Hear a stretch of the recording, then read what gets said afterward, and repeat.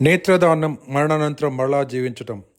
నల్గొండ పానగల్కు చెందిన 80 సంవత్సరాల పోలిశెట్టి లక్ష్మీరాజ్యం ఈరోజు ఉదయం 7:45 స్వర్గస్థులయ్యారు.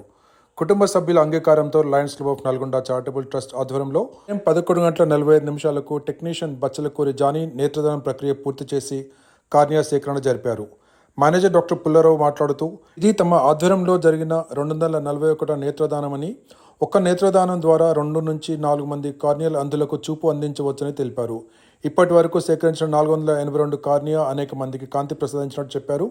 మరణానంతరం 6 నుంచి 8 గంటల్లో, ఫ్రీజర్ బాక్స్లో ఉంటే 15 గంటల్లో నేత్రదానం చేయాలని సూచించారు. నేత్రదానం మోక్షప్రదమైన పుణ్యకర్మ అని, మరణించిన వారి సమీప బంధువులు ఈ సేవలో భాగస్వాములు కావాలని లైన్ ఫకీర్ వెంకటరెడ్డి కోరారు. అనంతరం డాక్టర్ హరినాథ్ కడిమి, వైద్యులు, ఐఎంఏ ప్రతినిధులు, లయన్స్ సభ్యులు కుటుంబానికి సానుభూతి తెలియజేశారు.